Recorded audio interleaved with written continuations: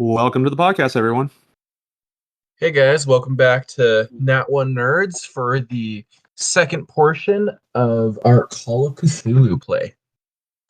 If you guys have tuned in last time for the Shadow in the Desert, as we're calling it, we left off with our little party of investigators in a small town in rural Arizona in the 1920s called Apache Junction, where there were rumors that something strange had happened in a mine, causing the death of nearly all of the miners and leaving the only survivor in a bout of madness. As our investigators went to see what had happened in the mine, they found it to be inhabited by these strange creatures that seemed to have killed off the miners, as well as cryptic messages scrawled on the wall. Now they managed to barely escape with their lives to regroup, but now they are ready to rejoin the fray and continue investigating what went on in this mine. So, investigators, it has been nearly a week since your incident in the Lost Dutchman's mine. Claire suffered some severe burns, but due to some wonderful medical help at the local hospital, she's been able to make a good recovery. And Donald was able to do a little bit of preaching to the town to try to call them unto repentance for the unholy thing which they had brought into their town. Jonathan sent word back to Arkham, but has yet to receive any word back, as traveling of messages back in the 1920s was a little bit on the slow side. You guys are currently checking Claire out of the hospital.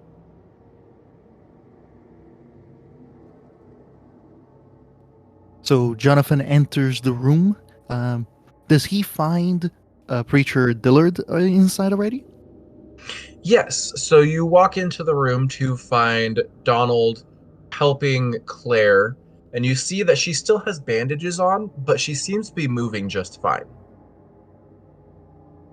And Jonathan then nods towards Donald to greet him for the evening, and then he directs towards Claire. Oh, Miss Claire, how are you feeling today? I'm okay. I'm better. You do not know how happy I am for hearing these. My heart is full of joy. Truly, I was so concerned for your safety. Can't get rid of me that easily. And he just shows a very large smile. And then he directs towards Donald. Preacher, I understand that you were very courageous there in the mine. I do not know if I was able to express this earlier.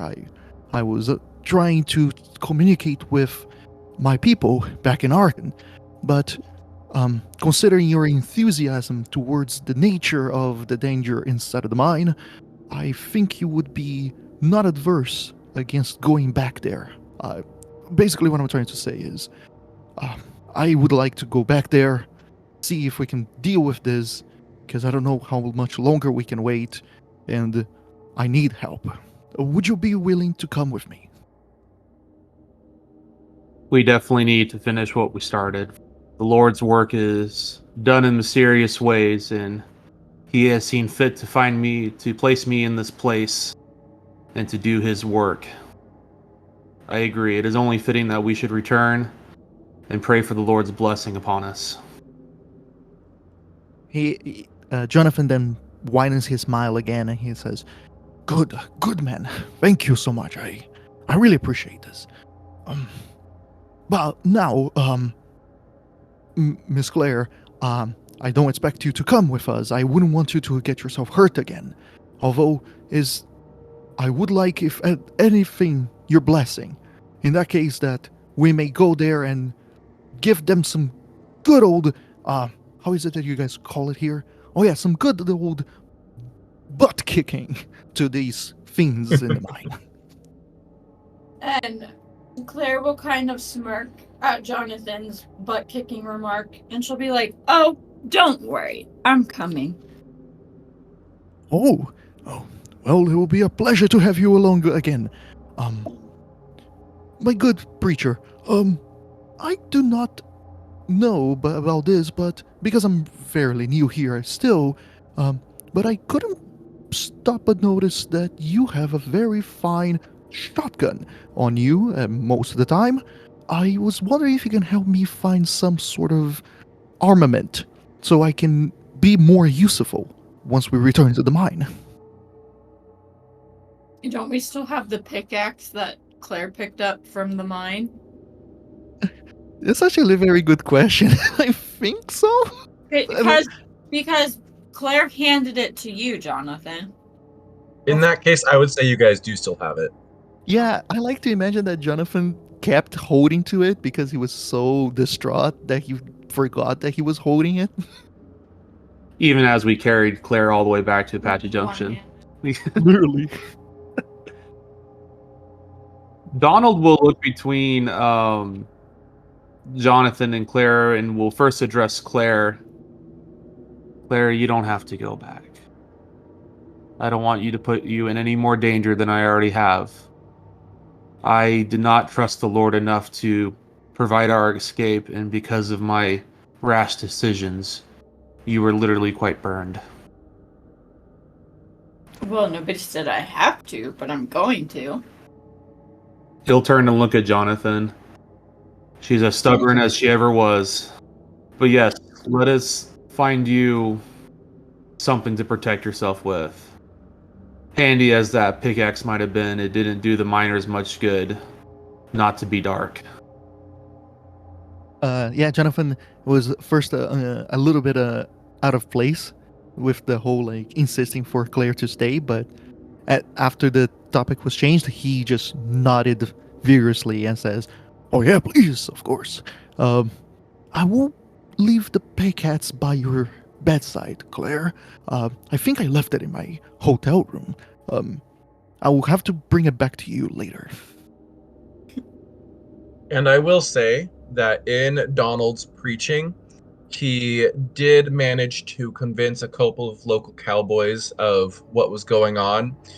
And out of fear of the potential demons that would overrun their town, one of them was willing to lend him their revolvers. You guys gain a 32 caliber revolver. Ooh, hello, thank you.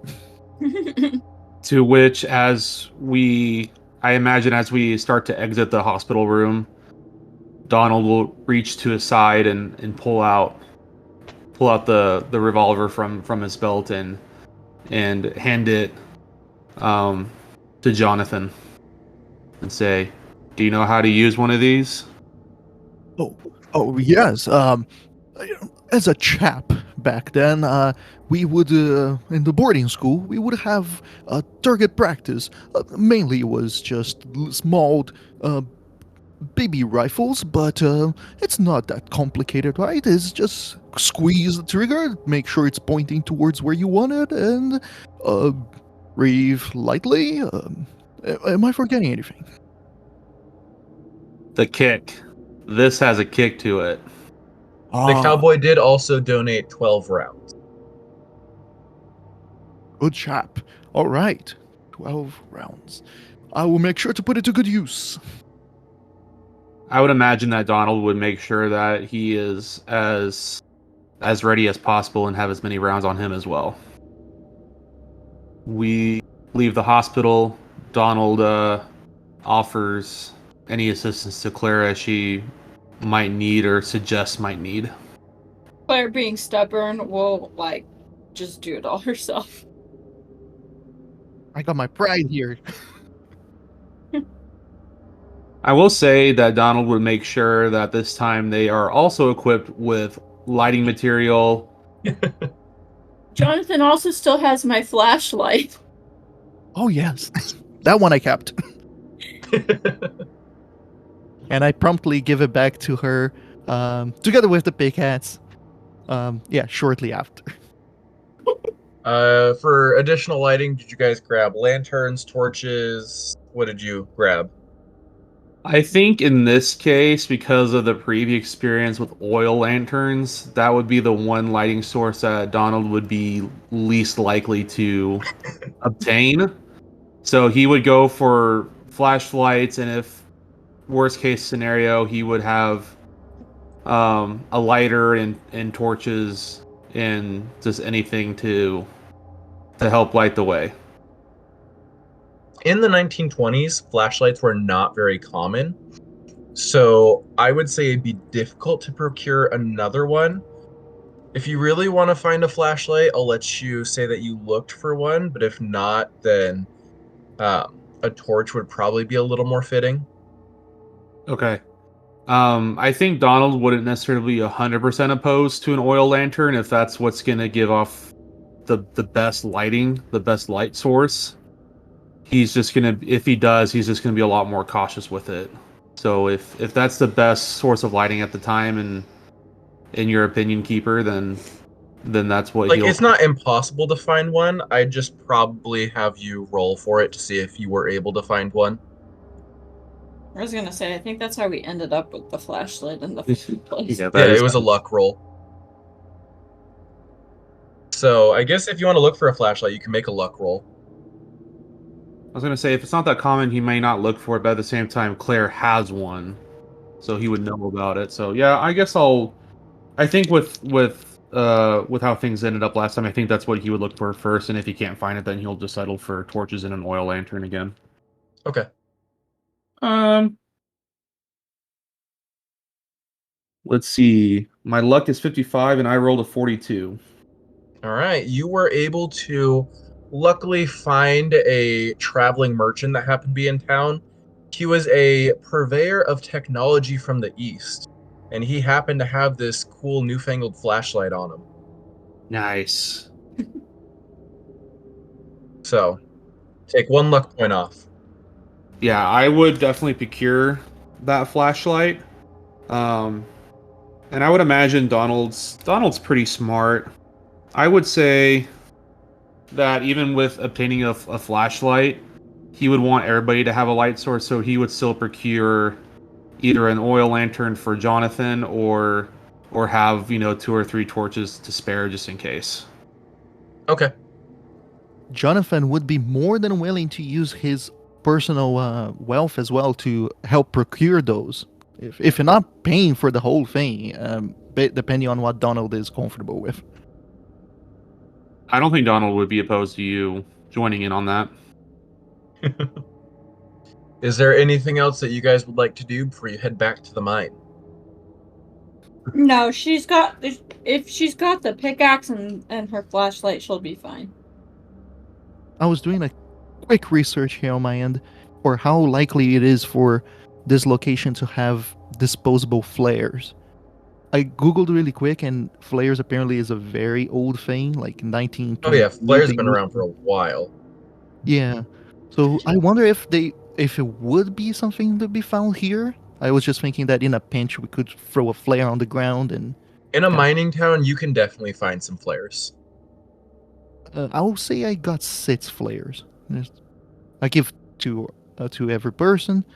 I think I'm gonna get Jonathan a hunting knife as well. It shouldn't be that hard to find one here too. Yeah. I'll have at least a close quarters combat. I did lose my briefcase, so that's out of the way. I mean, I guess we could technically get it back. Oh, he is very interested in getting it back. It was his father's after all. But yeah, just having some water too. So, but besides that, I think we'll head to the mine. Okay.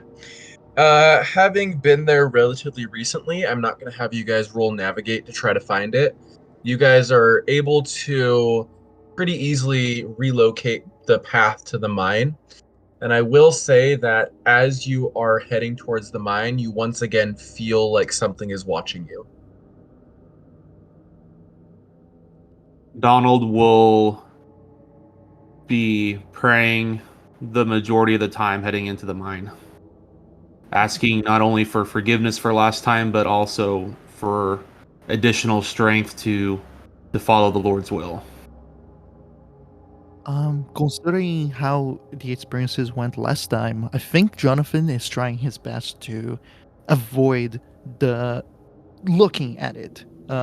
He will be just looking onto the ground, remembering how treacherous the path was last time, so he's just gonna be one step in front of each other and go, okay, make sure not to step on any holes.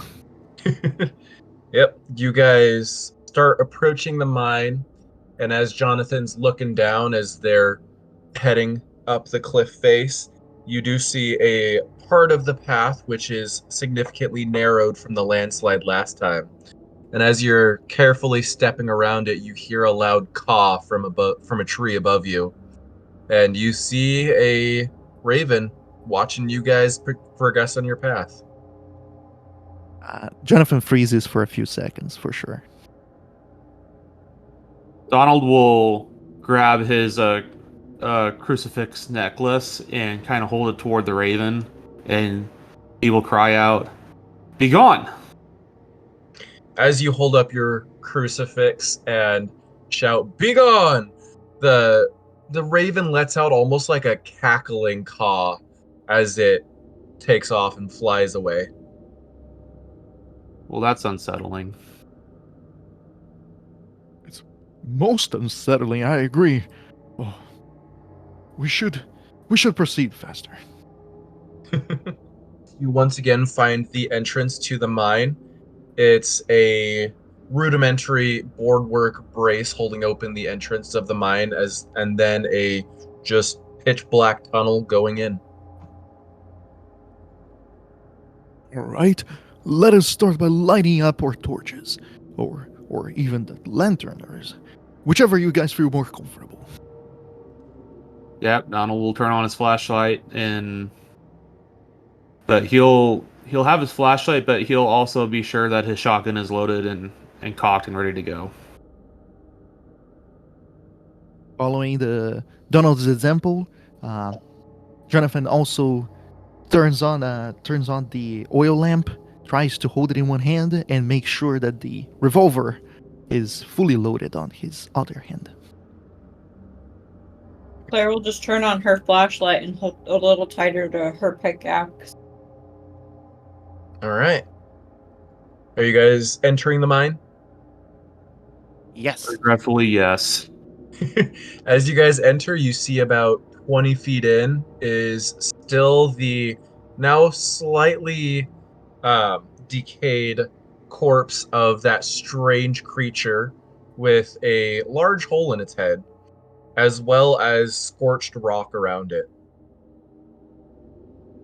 Oh, dear Lord. Hi. And it does look like something has taken a few bites out of it. Yeah. Ew. Jonathan expresses to the group, I was half hoping that it wouldn't be here, and I would have imagined the whole thing. I do as well. It's a painful reminder, but a lesson that I apparently needed to learn. And he'll continue going down the path that we initially started. All right, as you continue down the path, you once again approach the bloody marking scratched onto the wall that says, "Beware the darkness that feasts on flesh." And just below the ominous message is a hole in the mine wall where the creature had initially erupted to attack you guys the first time. All right. Left or right, my companions? You said there was a hole where the creature had emerged from? Yeah. It's not like a deep hole or a tunnel or anything because most of it had kind of collapsed behind the creature, but there's like a little bit of a hole in the wall. Okay. Donald will gesture for everybody to stay clear of that hole, and he'll continue on the actual tunnel. Okay. You guys notice that the tunnel does start to slope downwards at a relatively quick rate. As you guys travel deeper, you do once again start to hear a strange scratching noise echoing through the cave. Get ready, my friends. Indeed. Alert. So Oh, go for it. I was just gonna say we would start to kind of slow down and proceed with even greater caution, and Donald would have his shotgun at the ready. Okay.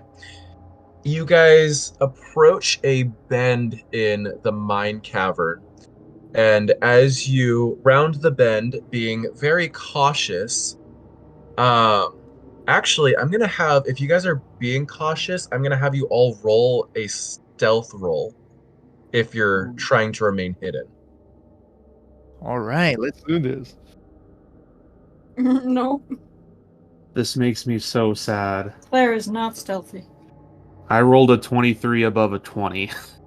Oh, that's so close. I rolled a 71 to my 31. Unfortunately, Jonathan wasn't any better. He rolled a 49 over his 30. All right, you guys are attempting to be stealthy, but you're all nervous enough that it's hard to remain silent as you go down the path. So, you guys round a corner, and as you walk slowly around this corner, you hear a wet tearing sound coming from around the bend, You guys hear that? and then a crunch. Oh no. Jonathan is trying to look towards the direction of the crunch, already gun a hand. Donald will also look, but he'll gesture for Claire to not look. So, as you guys peek around this corner, you see another one of these strange creatures, almost humanoid with what looks like remnants of what could have been bases of feathers hanging off of it, with its massive claws digging into the corpse of one of the miners. And as you look, it snaps one of the arms to try to take a bite. I'm going to have both of you roll a sanity check real quick. Oh no, Donald, it's armed.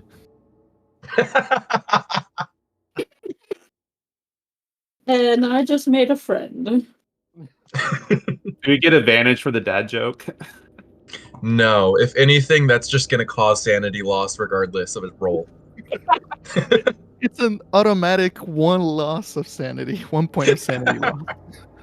Nah. Oh no. Wait. Oh gosh. Okay. I'm okay. I'm okay. What did you roll? I rolled a 55 below a 57. Oh! Oh man, Donald's teetering on the edge in this session. What about Jonathan? Jonathan did not do good. It was a 64 over his 50. All right, roll a d6. Hell, baby, let's do this. God almighty, it's a 4. Ooh, take 4 points of sanity damage. Luckily, if you had rolled one more, we would have gotten a bout of temporary insanity. But you just barely managed to keep your wits about you. But it's deeply disturbing. It's a good thing you're not enforcing the dad joke loss. Yeah, that would have been 5 in one go. Literally. Does it seem like it's noticed us potentially at all? Real quick, Pedro, high or low? Hi. Okay. You manage to keep your wits about you just to the degree that you notice that you're instinctively squeezing the trigger while you're pointing your gun in the direction of the creature. Oh no. Oh my. You almost just fired at just out of the blue. He notices that, and Jonathan just raises the barrel to the ceiling, trying to relax, or at least like if he's gonna shoot, right? Like involuntarily, at least he's gonna shoot where nobody's gonna get hurt. You don't end up shooting a shot off because you managed to regain your composure, but you almost did. So the creature has not noticed you as it is still very much thrilled with its meal it's currently getting to consume. Is there any potential way to circumnavigate the creature, or is it kind of in the middle of the path? It's in the middle of the path. Donald will look at Jonathan. He's visibly shaking. You guys hear another wet tear as it takes a bite of the arm. We escaped last time with the Lord's help. We must have faith that we can do so again. If we are to continue down this tunnel, we may have to face this creature. Should we go back and try the other path, or should we move forward? And he looks at the creature. Jonathan then looks back at Donald. We know this is going to come to this at one point or another.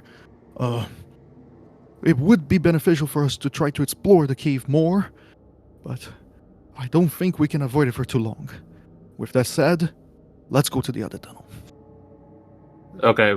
In that case, Donald will nod and gesture for everybody to, as best they can, try to back away and see what the other tunnel leads. All right. I will have all three of you roll one more stealth roll to see how quietly you can get out of there. I feel like you're being nice to us for allowing us this additional roll. Rip. Damn. Look, Yeah, I know. Really jealous. I rolled a 12. Nice. Is that a hard success? Because it's half. Yep. Oh, not quite. You only have a 20. Wait, no. That's Donald. Yeah, that's a hard success for you. Nice. Yeah, because it's below the half. Mm-hmm. Hey, Claire, Yes. do you want to trade? What? Why do people are trying to kill me? No, I'm kidding. I No. got I got a 78 over 30. Ooh, Oh. that's nasty. Oh, then this will make everybody feel better here. Donald rolled a 74. So Claire starts slinking backwards, just kind of fading into the dark of the cavern. And as Jonathan and Donald go to turn, they end up, Jonathan ends up bumping into the barrel of Donald's shotgun, which makes a dull thunking sound. And you guys hear an inquisitive sound come from around the bend of just... Oh, got the shotgun ready. Oh, by the Lord. Sorry, my good friend. Think we don't have a choice anymore. You hear a slight scraping sound of talons slowly moving through the dirt of the tunnel. Donald will position himself to make sure that he doesn't accidentally shoot one of his two friends. And as soon as he sees that thing, he's gonna fire. All right, I will, before we go into combat, I will let you get a early shot off on it. Cool. Let's see. Where's my shot? Okay. I put my highest stats are in shotgun, so you got this. You got this, Donald. Why? Oh no! I got 71 over 65. Why did we keep rolling 70s? I need to change dice. I don't. As you fire at the creature, it ducks and your shotgun blast ricochets off the wall as you see its eyes go wide and these black abysses stare at you, and the creature charges. Charge. What do you guys do? Well, I would try to get off another shot again. Um, That's just Donald, though. I will say, since you have a double-barreled shotgun, I'll let you take one more quick shot off because I'm feeling nice. Wow, so we need to just wake Brandon up early more often. We need to play D&D in the morning instead of at night.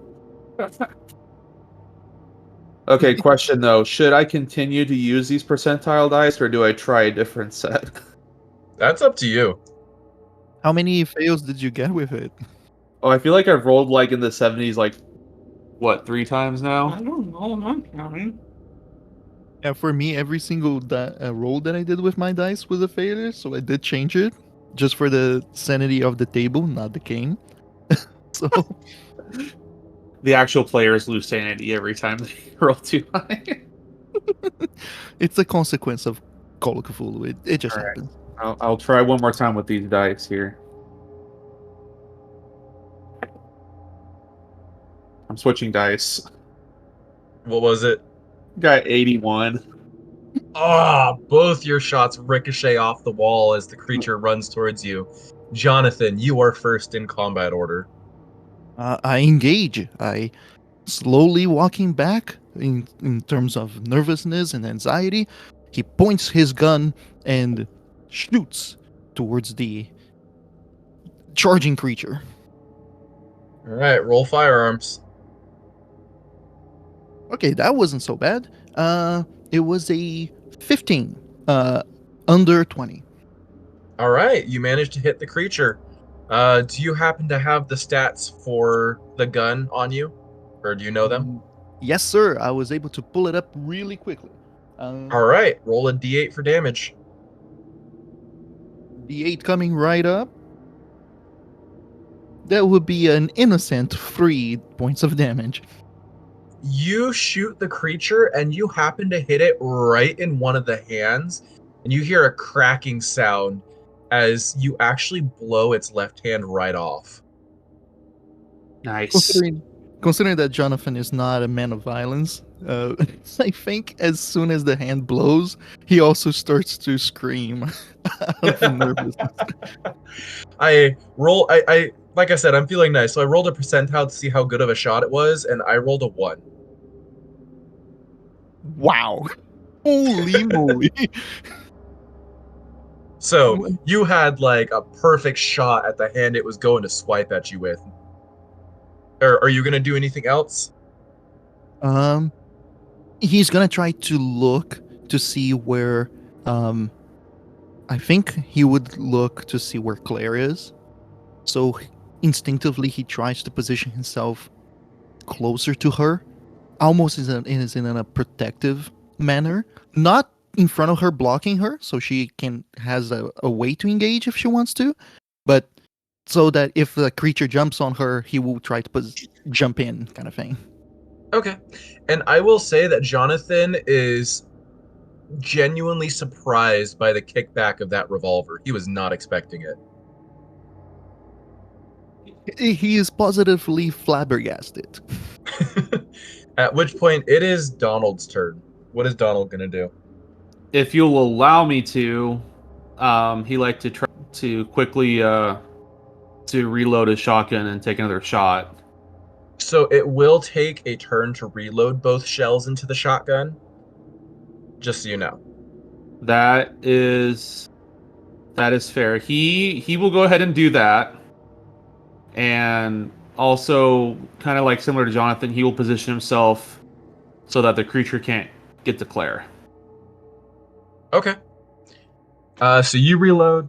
Again, take a defensive position next to Claire. And what is Claire gonna do? Well, Claire's down the cave like hall there because she just left. Yeah, I'm gonna say Claire is about like 8 to 10 feet back. Claire will scoot back closer not trying to be stealthy, but just closer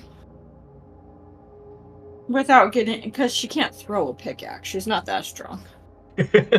Yeah. And that's really her only weapon is a pickaxe or her flashlight. Unfortunately, Claire is not a rogue with a dagger right now. Nope. I don't know. I know Jonathan and Donald are not making this easy on you. Because attack-wise, her only option is to just run down the middle. Yeah, she's just gonna wait for a minute to see if Jonathan and Donald can get any more shots on the creature before she attacks. At which point, the strange creature is going to run at Jonathan as the man who shot his hand off. And he's going to swing his remaining right clawed arm at Jonathan. Ooh, okay. What is your response, Jonathan? Are you going to try to fight back or dodge? Oh, he's a dodger. He. All right, roll your dodge. Oh no, I got an 81 over my 50. Man, today is not the day for Jonathan. So Jonathan sees the creature charging at him, goes to move out of the way and raises an arm in defense as the claws creatures rake down his arm, causing, let's see, where is it? And Jonathan takes 1 point of damage. Wow, that was a really low roll. Nice. I'm okay with that. At which point it is going to try to bite him as well. So, once again, would you like to make a roll? Oh, for sure, another dodge. So much better. This one is a 37 under 50. So, I might need to switch dice as well because the creature rolled a 2 on its bite attack, Oh, no. which is a critical success. Let's go for it. Come on. So, it is going to deal another 4 points of damage as it latches onto your arm. Donald and Claire see as it just sinks its teeth and it just holds on. Bang! It is now Jonathan's turn. In his panic, I think he will just first try to hit the creature with the butt of the gun. I know it's not the most effective use of this weapon, but considering the panic of the situation, I think that's what he would do. For this, I guess I'm gonna do a brawl roll. I think that's the best. Yeah, the best suited skill for this. So make a strength roll to try to break the creature free. Yeah, okay. Strength roll. Let's do this. Oh my god, that's beautiful. All right, it was a 30 under 35. It was really close. All right, you take the butt of your gun and you just smack it right in the temple, and it disorientates the creature for long enough that it unlatches from your arm. And instinctively, he just tries to bring the arm closer to his chest because of how hurting it is. And he screams, "Jonathan!" No, wait, that makes no sense. He screams, "Donald, no!" At which point it is Donald's turn. He's so disoriented. Donald shoots it. Jonathan's in so much pain, he screams to himself to shoot. I think Donald's mentality is that if the word of God won't do it, then the shotgun will. Okay. 45 under 65. All right, you land a solid hit. Roll your 4d6. Okay. Yes. Eh. Yes. Okay. 17. All right, as soon as Jonathan smacks the creature off his arm, he yells, "Donald, now!" And Donald points his shotgun and he nails the creature right in the head as it just slumps to the floor dead. Donald will immediately tend to Jonathan. Okay. I was just going to say, as Donald approaches, he goes, "Very good one, chap. You quite sent it to kingdom come. Quiet the deliverance." Ow. All right, roll a first aid check, Donald.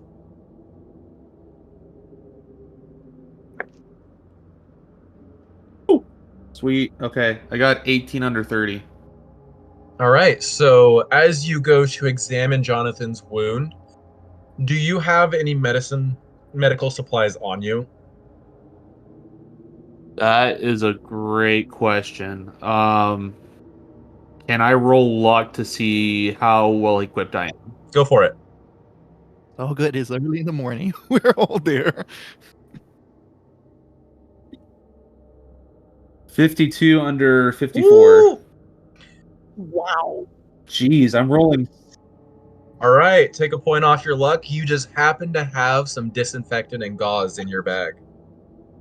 Donald applies the disinfectant, pulls back Jonathan's sleeve, wraps it up, and you're able to stem the bleeding. Jonathan, you're able to regain a health point. Thank you so much. Wow, you were quite smart to bring that. I'm kind of surprised myself that I have this. Definitely was very inspired into my preparations. That is quite true. I, myself, am quite grateful. Miss Claire, are you okay? I'm fine. Claire comes in like wandering with her pickaxe and her flashlight. I'm glad to hear. All right. I guess we might as well proceed forward. No reason to go to the other tunnel, I guess. So as he helps Jonathan, once he helps Jonathan back up to his feet, Donald will make sure his shotgun's fully reloaded again and ready to go. Ooh, I'll do the same, actually. All right, so you guys do a quick reload, and do you continue down the tunnel? We do indeed. Onward. As you continue, you see the corpse that the creature had been feasting on. And scrawled above the man in shaky lettering is the words, "It lingers still in this cursed abyss." Although, if you don't mind me asking, it says it lingers still in this cursed abyss? Yes. Perfect. All right, yep, let us proceed. You guys proceed and you find a opening, a wider opening in the mining tunnel that looks like it was some sort of hub. And there is equipment laying around. You guys aren't able to see exactly what there is, but there is a table off to the side. It looks like it has some pickaxes and some papers on it. And then there's another tunnel that continues further down. But you see on the other end of the chamber, you hear a very weak muttering sound. And you look over to see what looks like another miner with his entrails about him, but he's somehow clinging on to life by the skin of his teeth. Jonathan is gonna raise his wrist to his mouth as if he was not expecting to see that. He wants to cover his mouth, but he has a gun on his hand, so he covers with his wrist. He goes, "Dear Lord, this guy, he's alive!" I don't think for much longer. I don't think gauze and disinfect will help that. Donald will slowly approach the man. We're friends. You see the man looking around wildly, his eyes darting back and forth as he is unable to make eye contact with you. And he weakly mutters, "The talisman is cursed. Please leave." At which point his eyes kind of roll back as he passes out. When you say passes out, do you mean he died? You can make a medicine roll to see if you can tell if he's still alive.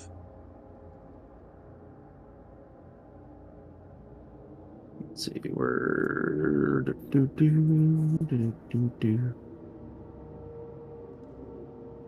Oh, there it is. Oh, jeez. Yeah, I saw your medicine. I mean, I guess there's always that chance, right? Nope. I was gonna say, I feel Donald will just check for a pulse, and if he can't feel a pulse, he would just assume he's dead. Judging by the bite marks that have started to fester on this man and the large opening in his bowels, it is safe to say that he's passed. So Donald will immediately begin praying over him, giving him. I don't know if Lat's rights would be the correct terminology for Donald, but something along that nature. Okay. Yeah, Jonathan is gonna take a few seconds of silence before he then considers does one of those like throat clearing for him to be able to almost as if he's asking permission to talk, and then he says, did this gentleman, late gentleman, say that a talisman is cursed? Did I hear right? That's what I heard. I was gonna ask him where it's at, but he immediately passed upon revealing that information.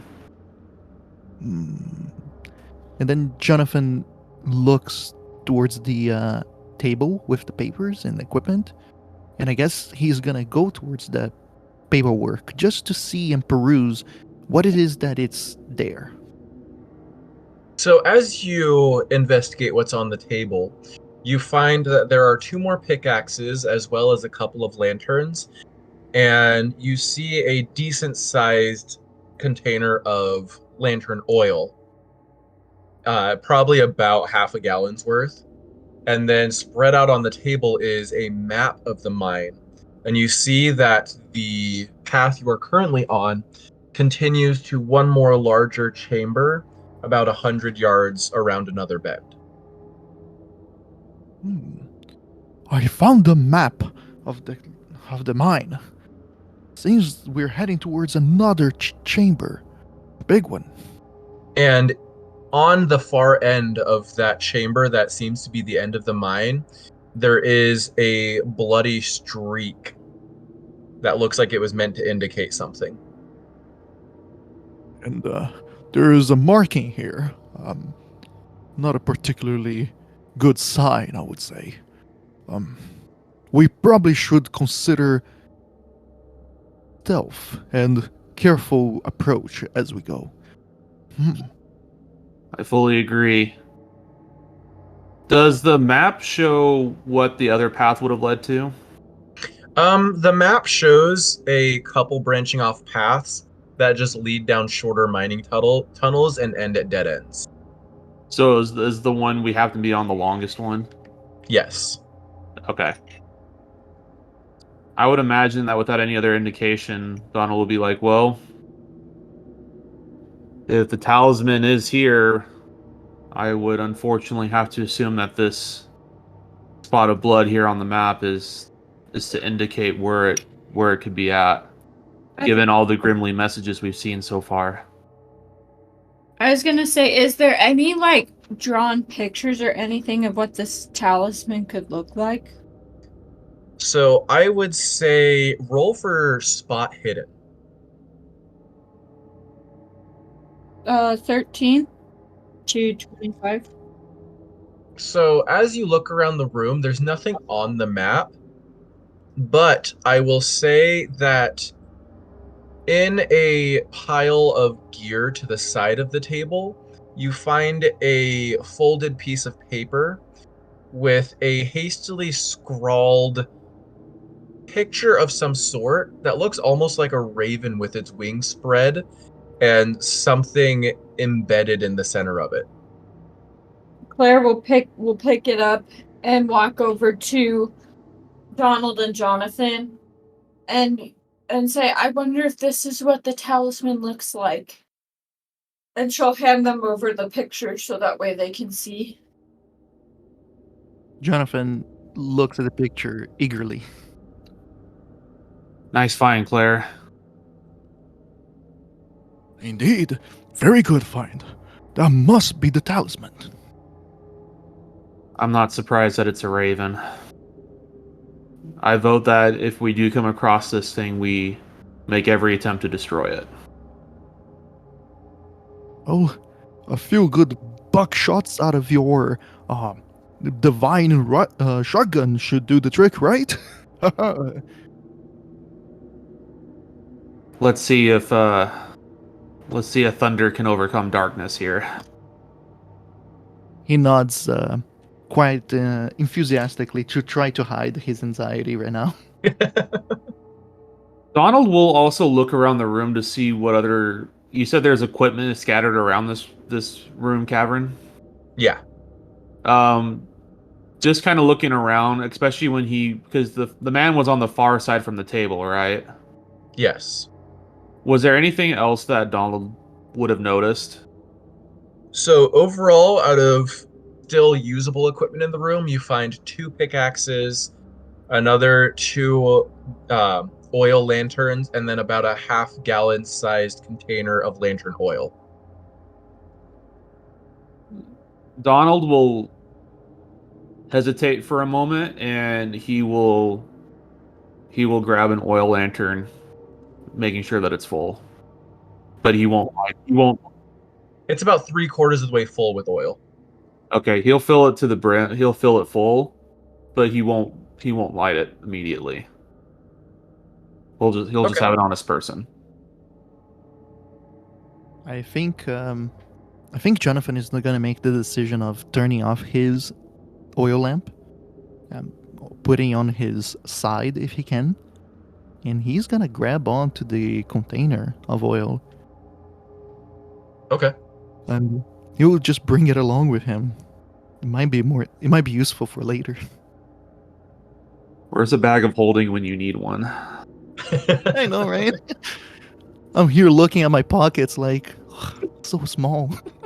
I was about to say, I don't think a suit coat has too many big pockets on it. Indeed.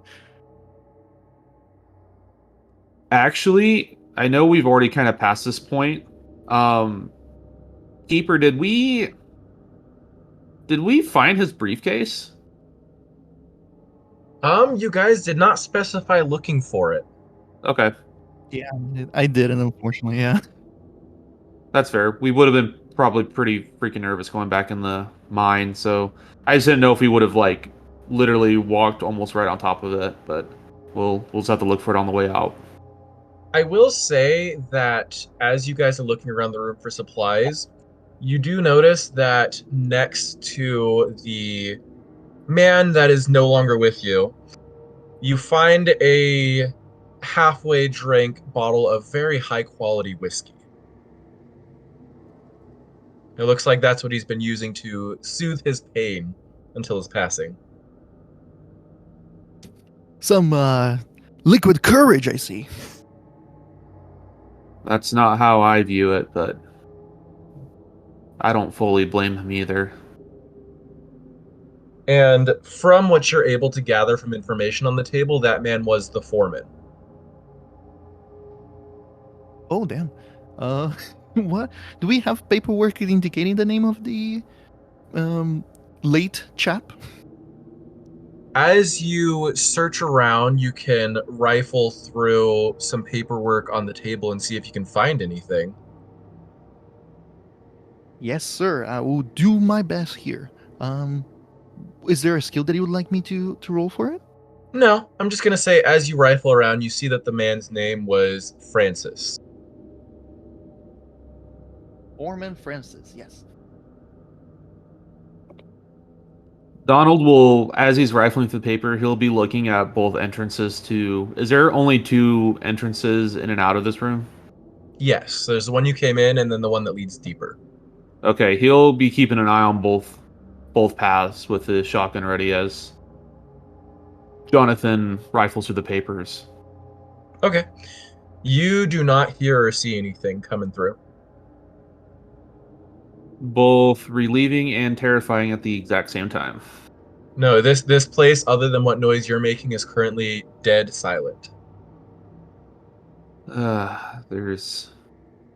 It's creepy no matter what. All right. And Donald is really starting to understand the meaning of the phrase dead silence. Nice. I feel like everybody's got to get their dad joke in this session. Oh, yeah. So, what would you guys like to do? Well, I was gonna say after a little while of like sitting and just like rifling through the papers, Claire will look to both Jonathan and Donald and be like, "I think it's time for us to move on. If we stay here much longer, we'll be easier to be found by whatever lays wait in this cave." Do not agree more. All right? Donald, please lead the way. Donald will lead the way, All right. continuing to mutter passages from Psalms. So, you guys continue down the tunnel, and you notice that it turns downwards a little bit more as it goes around a curve.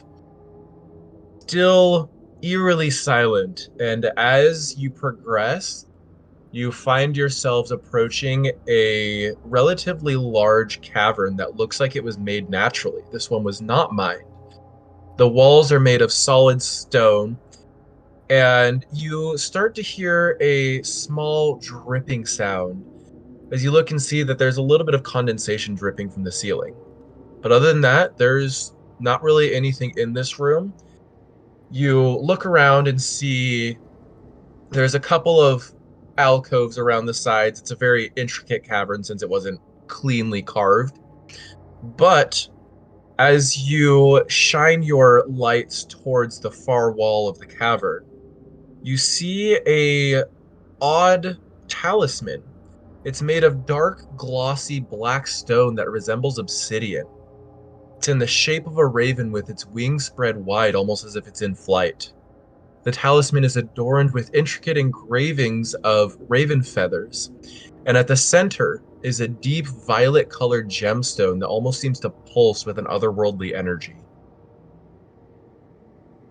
My friends, look! And then he points towards the talisman. I think we found it. And it is embedded in the wall, almost as if it had been chipped out of someone had chipped away at the stone around it. Like, was like the stone like in like the mountain itself, and they've kind of carved this raven figure around the stone type thing? So it's almost like the talisman had been encased in the stone at some point, and it had been excavated by the miners. Oh, and it's like half sticking out of the wall type thing? Yeah. Okay. So, seeing that, Claire's gonna take her pickaxe and just walk over and try and hit it. Nice. All right. Roll strength.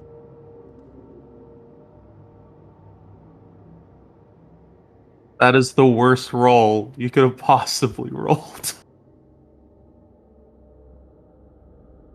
Oh, dear God. In all of my time rolling D100, I've never gotten this. What did you roll? What did you roll? I was supposed to be to send a picture. I rolled Oh, oh no. a 100. A straight up 100? Oh, Like, yeah, straight. It's all zeros. this is beautiful. So as Claire swings her pickaxe as this talisman, the head of the pickaxe flies off and clangs into the darkness of the corner of the cavern. At least it wasn't me. I was about to say, I was worried that it's gonna fly into. I feel like 100's a natural one in this game. Basically is. Basically, yeah. Oh gosh. Okay, that actually wasn't as bad as I thought it was gonna be. And as you guys look around, you do see that there are actually a few corpses that you missed in your first inspection. There are 3 different miners that have been dismembered within the time since the incident occurred. Do any of them have a pickaxe near them? No, there are no pickaxes on them. Rip. Donald, do you want to shoot it? That's what I was thinking. So he's gonna position himself so that way if he hits it, it's the pellets aren't gonna fly back and hit him potentially, but not too far away as to maximize a miss on it, if that makes sense. And he's gonna let off 2 shots, trying to aim at the gem.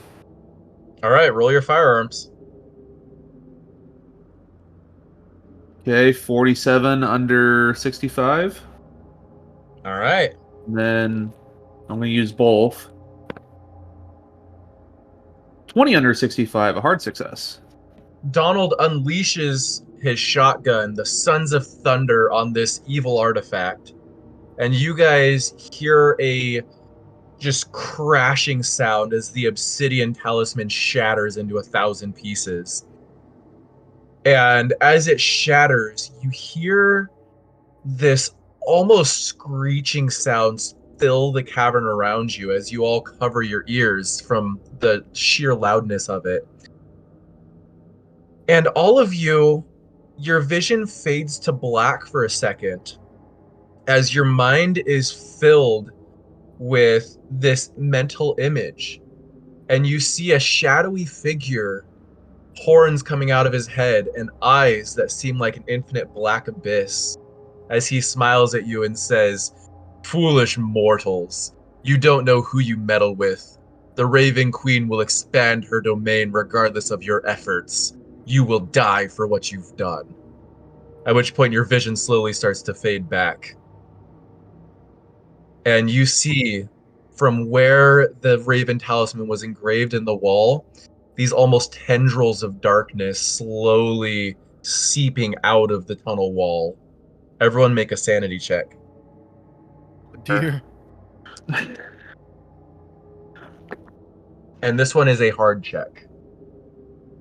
Oh no, are you serious? Oh my gosh!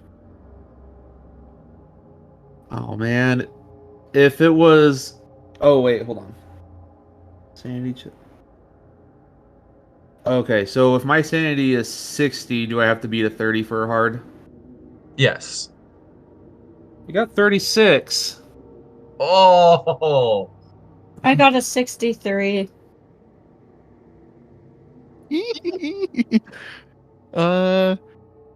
Jonathan got a 61 over 50. Oh, everyone roll a d8. Ooh. Come on, one. Rip. You got a 6. Oh god. Jonathan got a 7. No. Oh gosh.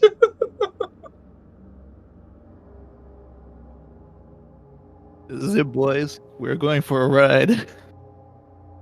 I got a 5. Okay. Wow. So you all take that many points of sanity damage as you guys see this darkness seeping out of the wall. You notice that these tendrils are not headed towards you, but to the corpses that litter the room. As you guys watch, the darkness seeps into these corpses as they start to twitch and move in ominous ways. Donald, you fall into the fetal position as you just start screaming scriptures into the abyss, but you are in almost a catatonic state. Jonathan, oh, that is an interesting roll. You get this strange desire to almost, you just get this insatiable hunger starts to fill you. And Claire, you start to just see vivid hallucinations of this figure. a strange, almost emaciated, thin man with horns, and he walks towards you with what looks like a sword made of pure darkness. I'm gonna say you guys managed to come to your senses after about a minute of time to see the three corpses with almost this shadowy mist coming off of them shambling towards you as you hear this strange cackling echoing through the cavern. So during his fit of, I guess it would be a moment of insanity, I guess. During that moment, Donald would have been, as you said, screaming scripture over and over again. Though I walk through the valley of the shadow of the death, though I walk through the valley of the shadow of the death, the valley of the shadow of the death, like, you know, he's almost repeating the death and shadow part over and over again. Like, it kind of slowly, like, it gets shorter and shorter until it's just like almost that phrase when he kind of comes back to himself. And as he sees the corpse that's coming toward him, he's seeing the work of the devil all around him. And at this point, he's going to first run to who would be nearer to him. You would be closest to Jonathan. I will try to grab Jonathan and start running the direction that we came from. And I will let you guys roleplay how you want your temporary insanity to play out, but Claire is still seeing these hallucinations, and it seems like this figure is almost chasing her. And Jonathan, you do still have this strange, inexplicable hunger, and the corpses look almost appetizing. Oh dear. Oh my. Salivating. He is gonna look around, and then he's going to see, if he can, he's going to see Claire. And remember that she doesn't have a weapon. So as he's being pulled by Donald, he screams, Miss Claire, here, take this! And he's extending the gun towards her, like the handle of the gun towards her, so that she could take it and have something on her. And yeah, he's just trying to cover her bases, per se, before he knows that he has to do.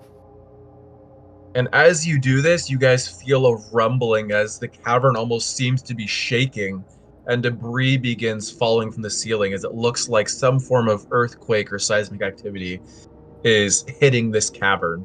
Everyone make a dexterity check. Actually, I'm just going to say make a dodge roll Nice. as you try to avoid the debris falling from above you. Yeah, that checks. Oh god, I got a 47 under 50. Whew. So close. Wait, what did Claire get? 5. What about Donald? 11. All right, you guys all managed to avoid this falling debris. Claire, almost with cat-like grace, dashes out of the way as a large boulder crashes down next to her, crushing one of the animated corpses. Oh, my snack. Is Jonathan resisting Donald's pull back toward the cavern entrance? That is up to Jonathan. I would say it's just enough pull, it's just enough of a resist just to have his, the gun given to Claire. But you can see that it's not like he's holding his ground. It's just like he's doing his best to do what he wants to do, but he's also letting you guide him most of it. It's kind of difficult to explain. But yeah, mainly it's just for that purpose. Okay, if there's not really, I would say if Donald doesn't feel resistance, he's going to continue pulling Jonathan away. But I will say that if he does feel resistance, then he's going to run to Claire instead. Sounds like Jonathan is still more or less willing to be guided away, so Donald will will be pulling Jonathan toward the cave entrance, and he'll be yelling at Claire to run.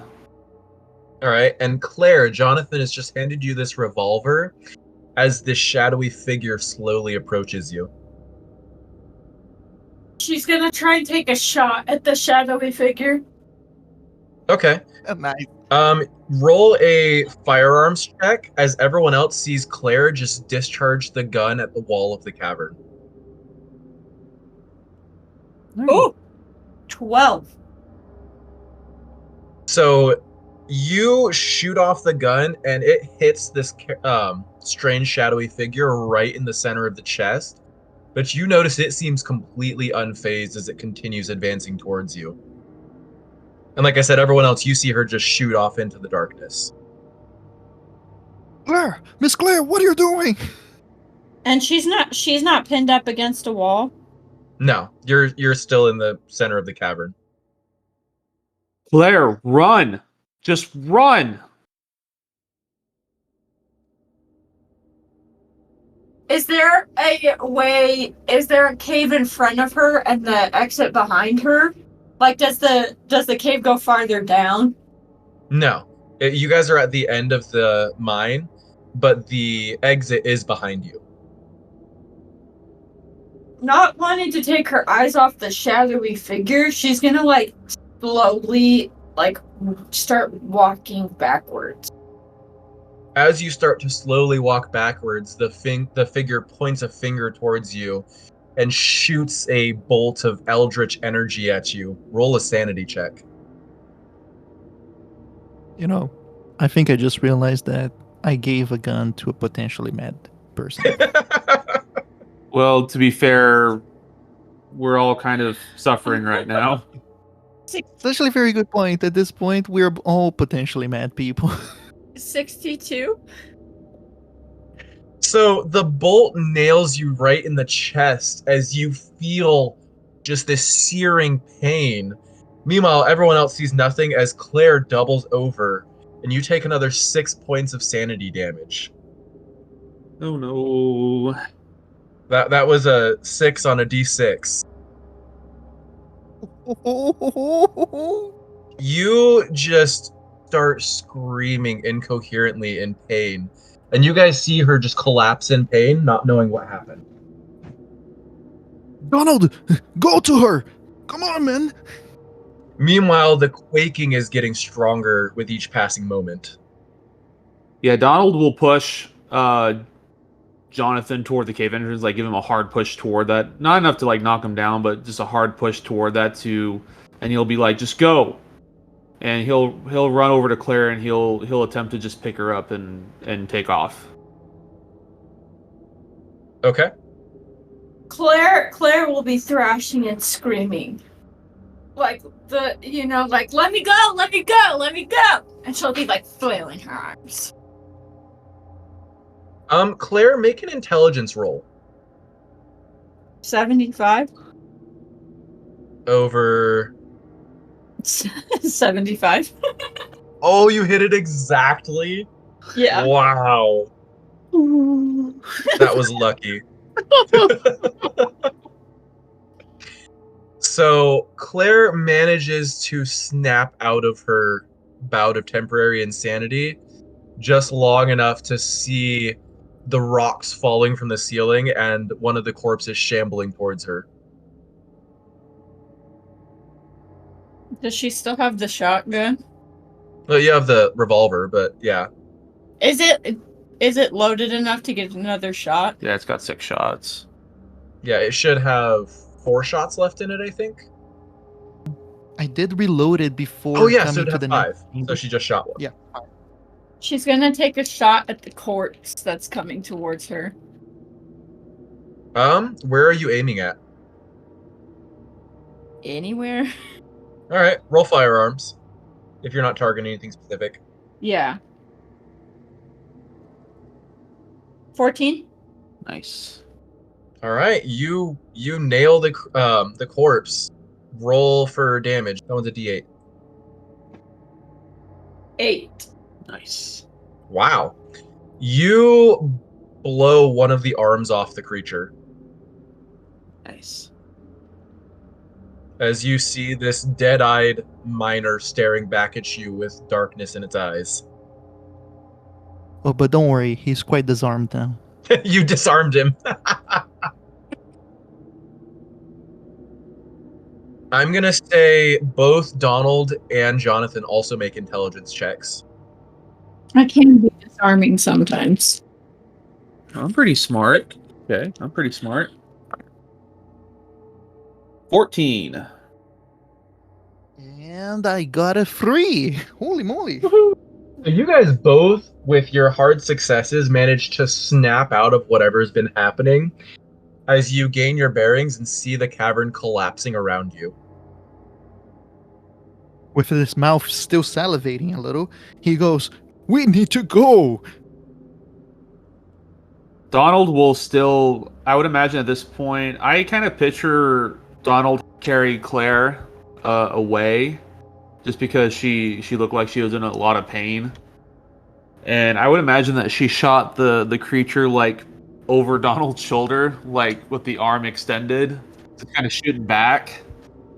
I will say that Donald, even though he's doing all this, he will be like quoting the same psalm scripture in between statements of leave and let's go and all that kind of stuff. So I will say he is doing that before he's able to finally shake it off in a sense where he's not saying it just to say it. But he'll still be running towards the entrance.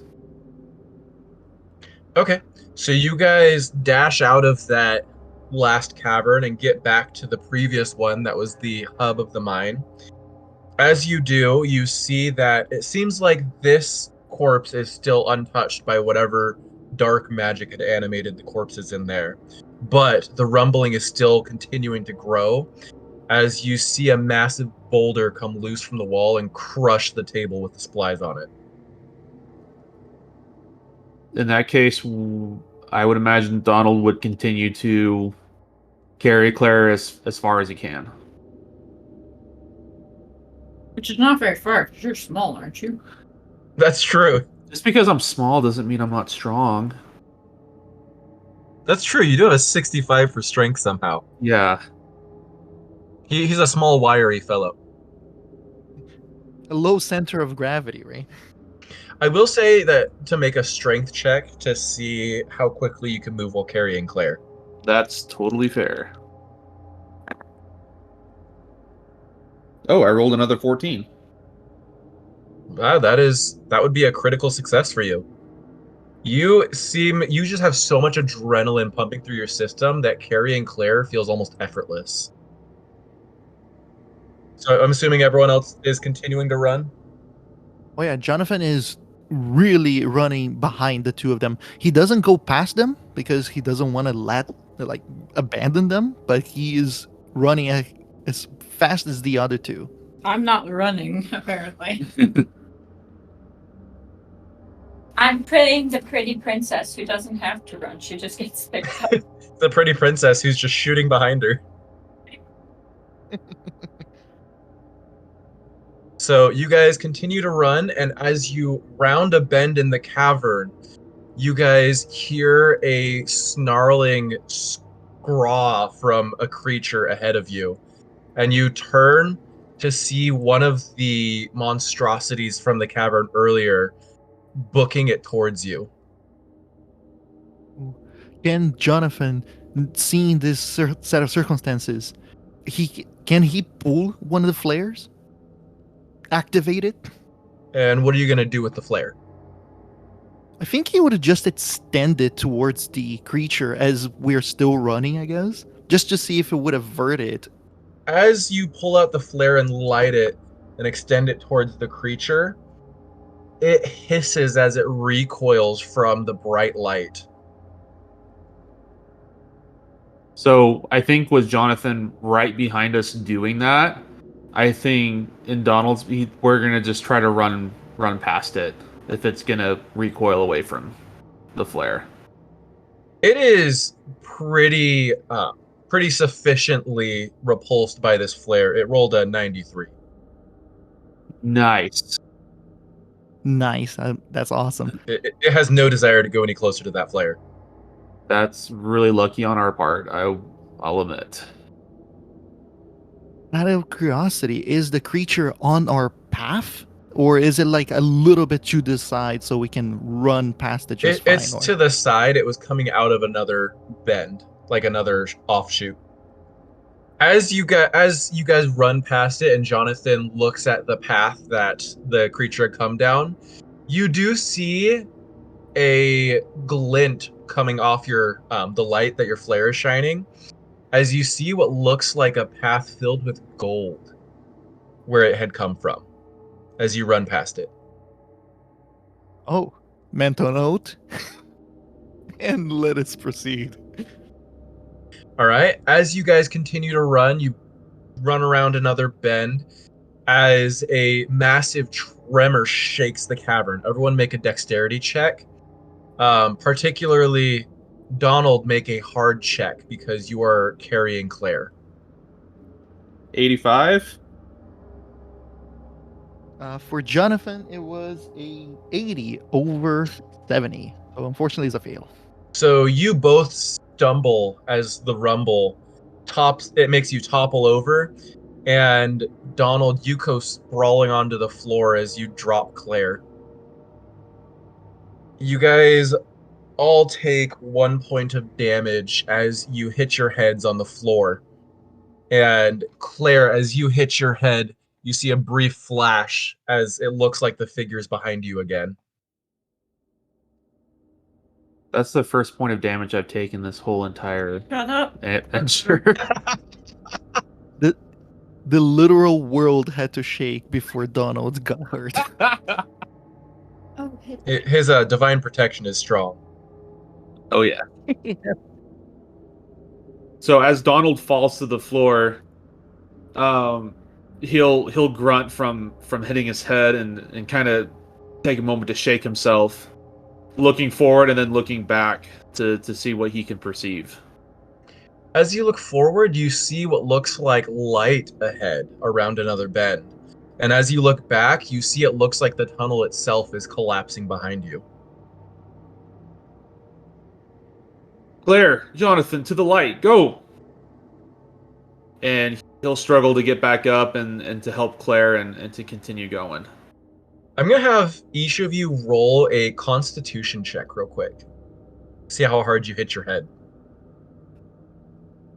Gosh, what's up with the 70s, man? I got 79. I rolled a 38. 39 under 60. So both Claire and Jonathan managed to get their bearings. Claire luckily had Donald to cushion her blow as she landed on him. Donald is a little disorientated, and the world seems to be spinning for you as the other two get up and brush themselves off. Go to the light, go! And he'll do his best to urge them on. Promptly, Jonathan is gonna stand up as best as he can, grab onto Donald's arm and shoulder, and try to push him up, if not up, forward, so that we all can go. And yes, let's go. And as Jonathan grabs Donald and heaves him up to carry him, you actually notice down at your feet, your foot brushes against something. And you look down to notice something that looks like tanned leather. No. The dilemma kills me now. And you look as you see the cavern collapsing around you as Donald is needing help to be carried out due to his disorientation from hitting his head.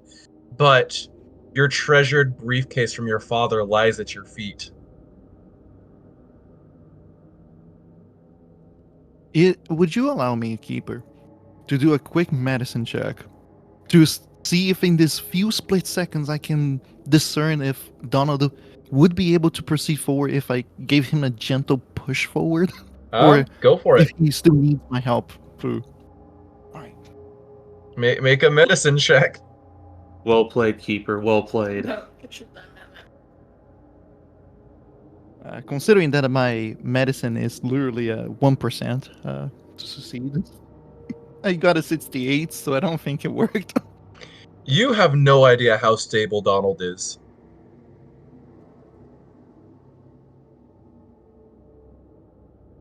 I guess with teary eyes, Jonathan is just going to close his eyes and continue forward while holding on to Donald.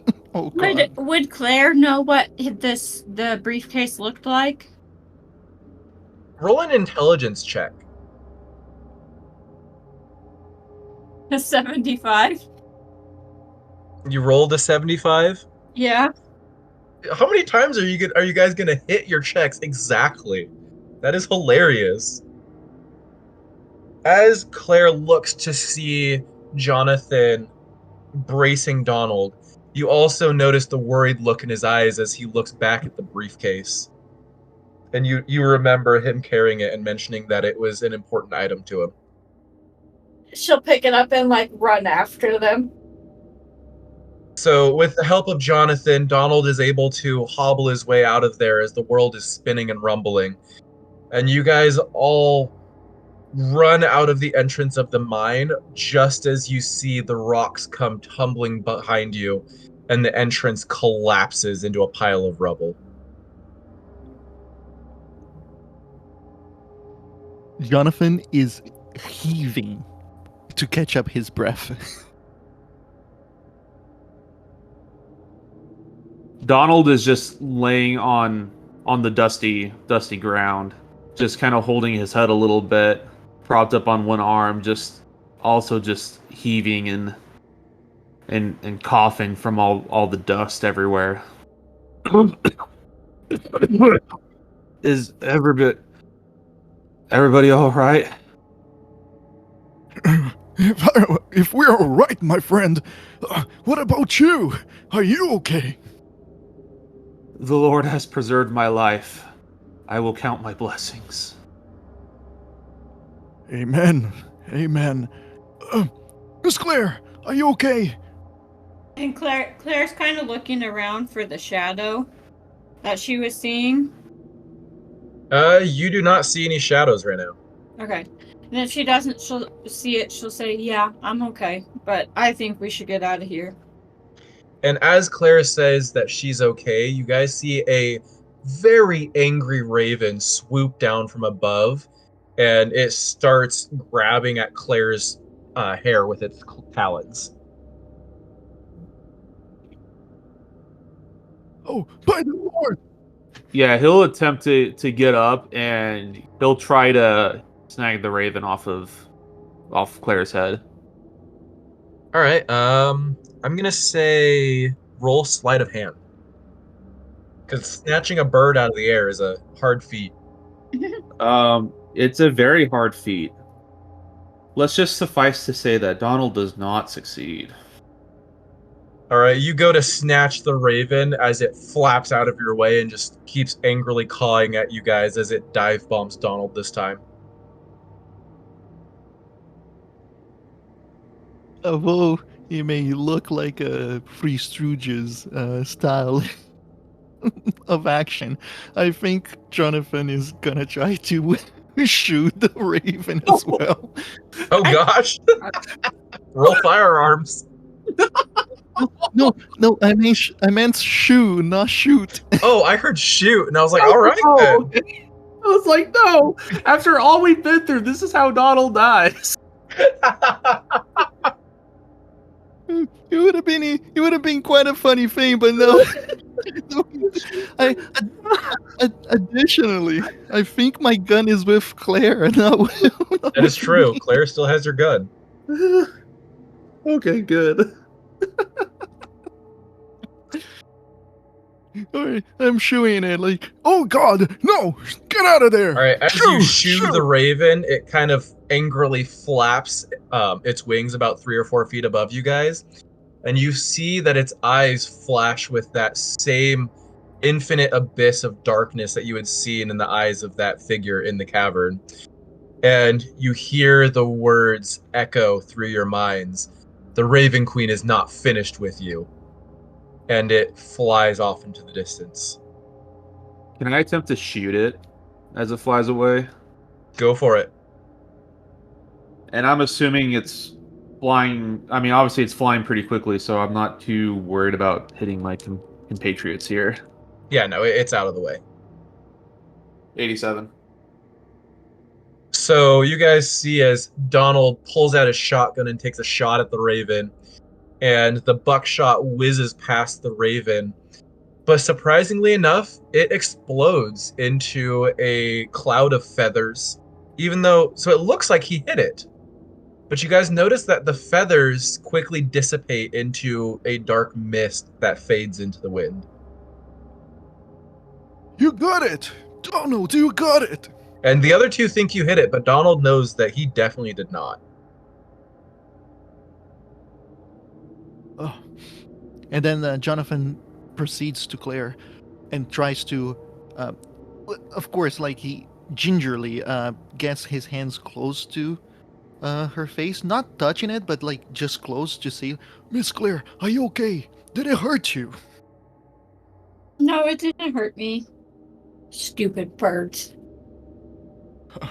Indeed. Now I hope never to see one like that again. Or any, to be honest. Donald, while this conversation is happening, he's continuing to look towards where the raven dissipated, knowing he didn't hit it. And he still has the shotgun, but he kind of lowers it, smoke coming out of the barrel. And he just continues to kind of look in that direction. And he kind of shudders for a moment. And then looks a little bit higher towards heaven and offers a prayer of thanks and praise for continued protection on both him and his compatriots from here on out as they continue to face the evils of the world. And as he does so, you guys are able to return back to the small town of Apache Junction. Only the three of you knowing what exactly has gone on in this mine, which will now be lost, as it's nearly impossible to find again once it's collapsed in the side of this mountain. And there is where we will close our adventure. You all managed to survive by the skin of your teeth. Literally. Considering the amount of failures that we were getting, I don't think the dice wanted us to succeed. You're a nice keeper, Brandon. I didn't quite feel like murdering you guys. Well, I appreciate that. Thank you. No, my character in Parker's campaign didn't want to exact his revenge quite yet. Ooh, you're biding your time, I see. Yes. And I will say that as you guys all go your separate ways, Jonathan returns to Arkham with no satisfactory reports for his superiors as to what caused the issues in the mine, as it'd be difficult for them to believe. What is your cover story that you'd like to come up with, or do you want to just straight up try to tell them that a shadowy creature killed all the miners?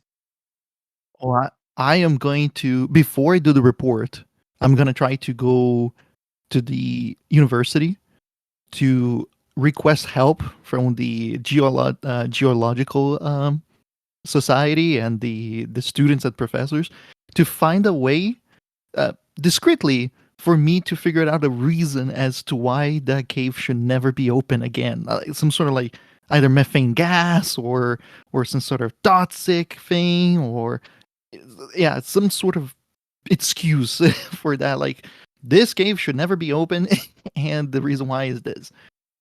That is actually a very intelligent decision. All right. And with that, I will forge a very, very unsafe report, and that way the cave is, yeah. So the mine is deemed unfit for continued use. Donald, I'm going to say, continues on his way to look for those in need of saving with his newfound understanding of the evils in the world. And Claire, I'm going to say that from here on out, your dreams are occasionally plagued by a dark, shadowy figure that is always lurking around the edges in your dreams. but you never can quite see him. Can I say that Donald would, after making sure Claire's all right, he'll actually try to pay a visit to Bill.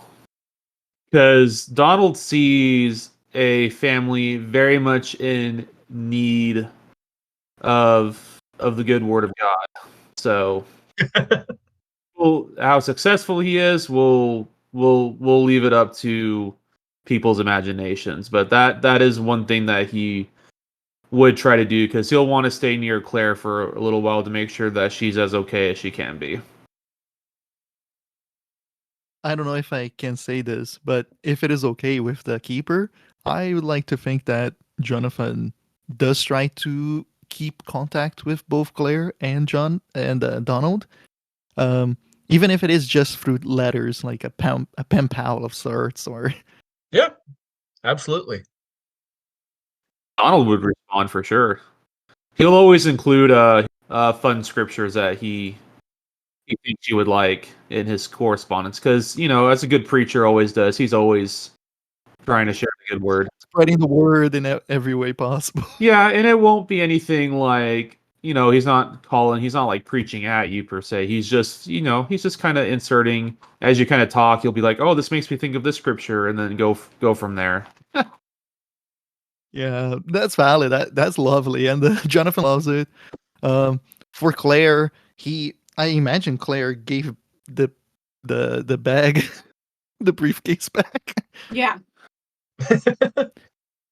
So with that, like, he is forever in debt to her, and he genuinely says that if she needs anything, she can always reach out to him. He will no matter the cost or how extensive the need it is, he will be there for her. And yeah, and he just tries to keep her company through the letters. Always saying that if there is opportunities for her, because she's a singer, right? Like that's a she's a stage actor, but yeah, she sings. but yeah, so as an actress, he always tells the opportunities that is going on in Arkham in case she's interested in proceeding with her career and stuff like that. So he always tries to keep engaged with her through that. Well, hopefully you guys appreciated and enjoyed our exploration of Call of Cthulhu and our little playthrough of it. If you guys want to, you guys can follow us on Instagram and Facebook. Please leave a 5-star review, subscribe, and share with your friends. Those simple things go so far in helping us invite more people and to be able to assist people in learning about new systems and so forth. And we also want to give a big thanks to Pedro for helping us out. We wouldn't have been able to do this without your help. Thank you guys. This was amazing. It was a great story, and overall an amazing experience. It was amazing. Thank you. Well, I'm glad that I didn't let you down as a first-time keeper. Oh no, it was amazing. It was awesome. I can't wait to see more. I will be glued in with your show just to hear more. Well, thank you. Speaking of shows, do you want to remind our viewers where they can find you guys at? Oh, please, yes. So yeah, find us at the Storyteller's Tavern. Me and my team, we play games, and the RPG is currently playing the Sunless Citadel with a homebrew spin on it. I would love to have you guys listen to it too, and I hope you guys have just as much fun as listening to the show with you guys. Like, it was great. And yeah, find us on YouTube and any other podcast platforms as well. This wraps it up for our one shot. We still have a couple more episodes exploring the Call of Cthulhu system. So thank you guys again for tuning in, and hopefully we'll get to see you next time. Happy rolling, guys.